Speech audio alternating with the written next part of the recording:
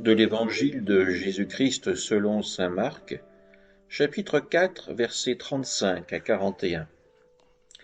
Toute la journée, Jésus avait parlé à la foule. Le soir venu, Jésus dit à ses disciples, « Passons sur l'autre rive. » Quittant la foule, ils emmenèrent Jésus comme il était dans la barque, et d'autres barques l'accompagnaient.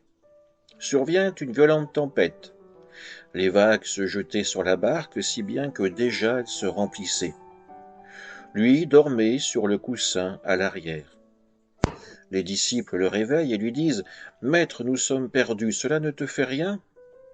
Réveillé, il menaça le vent et dit à la mer « Silence, tais-toi !» Le vent tomba et il se fit un grand calme. Jésus leur dit « Pourquoi êtes-vous si craintifs? N'avez-vous pas encore la foi ?» Saisis d'une grande crainte, ils se disaient entre eux « Qui est-il donc celui-ci pour que même le vent et la mer lui obéissent ?» Acclamons la parole de Dieu. Avant d'entrer dans l'évangile de ce jour, j'aimerais vous poser deux questions toutes simples.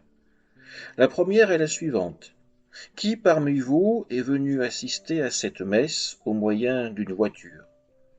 Et la deuxième, qui a été parmi vous le passager dans la voiture?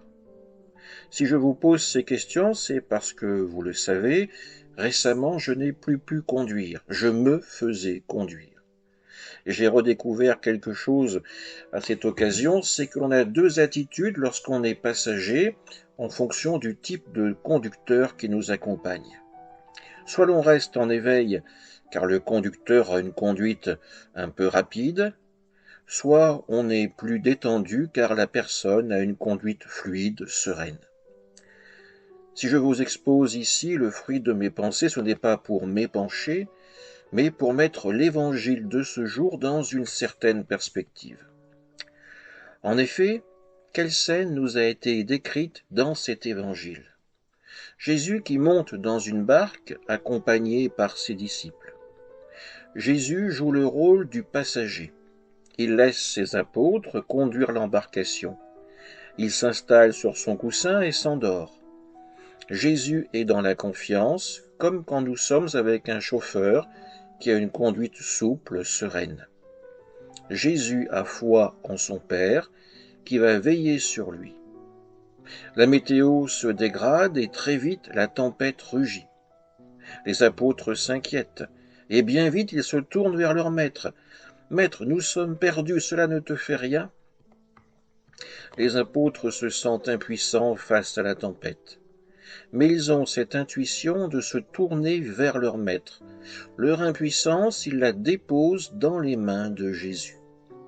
Et Jésus agit, ou plutôt, il parle. « Silence, tais-toi !» Le Verbe incarné se révèle plus puissant que les flots déchaînés. Rappelons-nous une chose essentielle pour comprendre ce passage, c'est que la mer, les flots dans la Bible, représentent le mal, le chaos, la mort. Jésus, en dominant la tempête, vient de montrer à ses apôtres qu'il est déjà le vainqueur de la mort. Nous nous rappelons aussi de ce passage dans saint Matthieu où Jésus marche sur les flots pour rejoindre ses disciples. Les Écritures nous offrent une préfiguration de la résurrection. Les eaux de la mort ne peuvent submerger le mystère de la résurrection. Les apôtres sont donc les témoins privilégiés de la puissance de vie de Jésus. Et pourtant, ils s'interrogent encore. Qui est-il donc celui-ci pour que même le vent et la mer lui obéissent? Si les apôtres avaient saisi la nature de Jésus, alors nous pourrions presque penser qu'il serait monté dans cette barque sans se soucier de la diriger. En présence du Fils de Dieu, il est inutile de s'en préoccuper.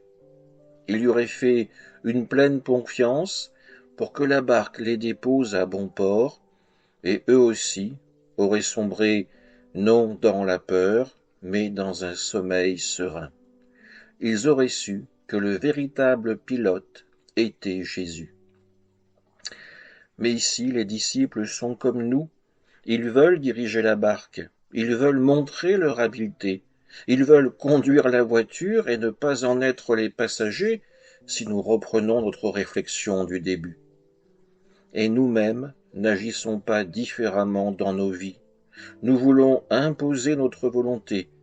Nous ne voulons compter que sur nos forces, sur nos compétences, et l'échec nous frustre. Mais finalement, si nous vivions véritablement en chrétiens, en baptisés, nous saurions que pour trouver la paix véritable, il nous suffit d'accueillir la volonté de Dieu sans crainte. Jésus aujourd'hui nous le rappelle, même au cœur de la plus impressionnante des tempêtes, il reste toujours à nos côtés. Amen.